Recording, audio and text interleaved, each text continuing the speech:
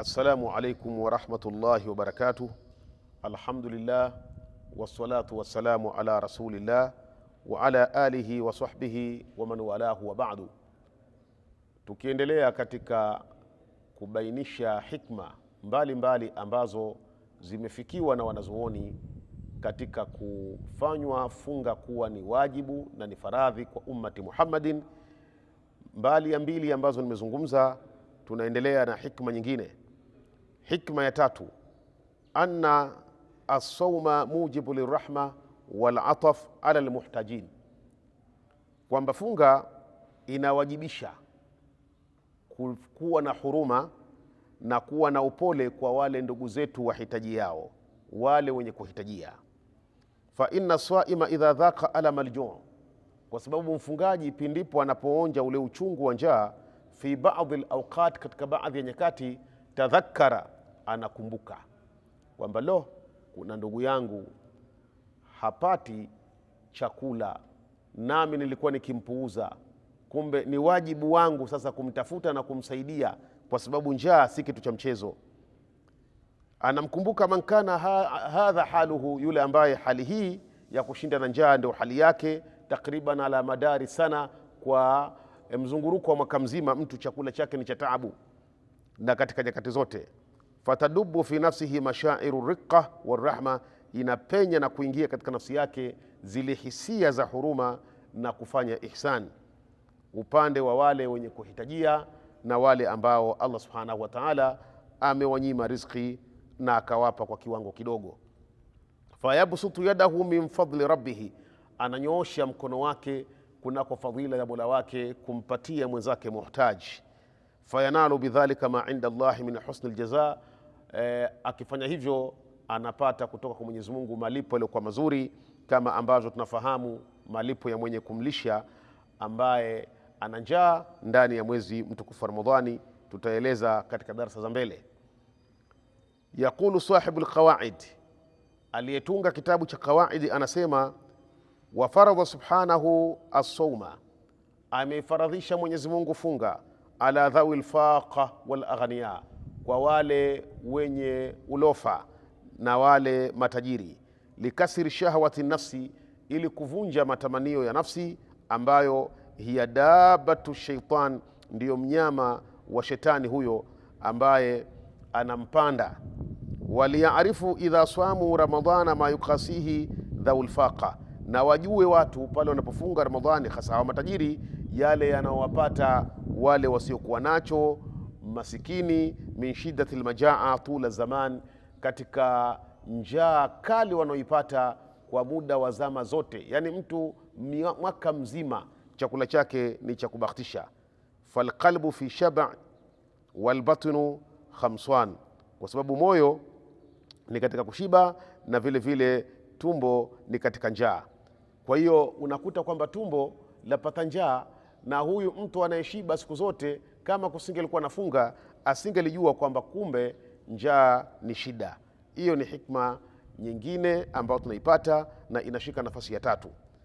Ama hikma ya nne, anna siyama yuallimu al-umma afradan wa jamaat an-nidhama wal-iltizam, kwamba funga inaufunza ummati al-islamia, na hasa ummatan islamia, unaufunza katika hali ya mtu mmoja mmoja na makundi, kufunza nidhamu na kujilazimisha na kuwa na azma waljidia, na juhudi, kama la yakhfa ala arifin bi ahkami siyam, kama ambazo haifichikani kwa yoyote mwenye kujua hukumu za funga. Utaona katika hukumu za funga zinatupeleka kwenye umoja, nyuradi zetu za pamoja, dhikri zetu za pamoja, tarawihi yetu, futari yetu, watu ni sunna kufuturu kwa pamoja, mikono kushea, chakula kipikwe mahala pamoja. Yani unaona nidhamu yote kwa yule ambaye anaifunga Ramadhani kwa kufuata sharti zote na dhawabiti zake na kufuata kanuni zake. Mtu huyu utaona anatengeneza umoja pasina kumpata mwenye kuita kwamba watu wawe wamoja. Ile funga yenyewe ya Ramadhani, namna ambavyo watu wanajitoa, namna ambavyo watu wanashirikiana, namna ambavyo watu wanahurumiana, unaona Ramadhani inatengeneza umoja. miongoni mwa hikma zake ni kutufanya kuwa wa moja na kujifunza nidhamu. Ramadhani ina nidhamu yake, swala zake, sunna zake, naam, taratibu, shaira zake zote zinakwenda katika hali ya nidhamu, jambo ambalo linamtoa mtu akiwa ana nidhamu iliyokamilika kweli kweli. Lakini pia anna lisiyami fawaida sihia wa badania, funga ina faida za kiafya pamoja na kimwili, na hilo ametupa habari kwalo mtume wetu Muhammad sallallahu alaihi wasallam pale aliposema sumu tasihu, fungeni mtapata afya. Na hivyo hivyo wamehusia madaktari wabobevu waliobobea katika haya maswala kwamba funga ni tiba ya maradhi yaliyomo katika mwili.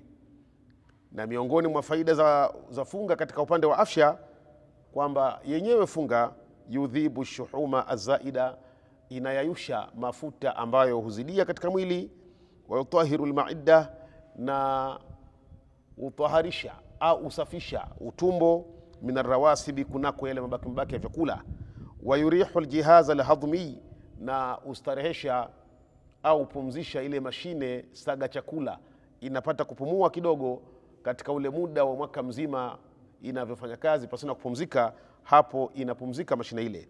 Wa hadha min ijazi sunna, na hii ndio ama huu ndio muujiza wa sunna ya bwana mtume sallallahu alaihi wasallam as-sadiq al-masduq. Wa bil jumla, na kwa jumla ya yote, hakika ya funga ina hikma nyingi na ambazo zimebainishwa kwetu na zimedhihiri nyingine sisi wenyewe tunaziona. La yuhitu biilmiha illa rabbul ibad, hawezi hata mmoja wetu kuzienea hikma hizi ama kuzihitu, kuzizunguruka uelewa wake hikma hizi ila mlezi wa waja, Allah pekee ndio anaweza kujua uzito wa hikma iliyopo katika funga. Anasema Mwenyezi Mungu Subhanahu wa Ta'ala, qul innama ilmuha inda rabbi, sema uambie ilmu yake hicho kiyama basi ni mbele ya Mola wangu, ndio anajua lini kitakuwa kiyama. La yujalliha liwaqtiha, hajadhihirisha wakati wake, hakuna wa kuweza kuifunua siku yake na nyakati zake ila mwenyewe Allah Subhanahu wa Ta'ala, ila yeye.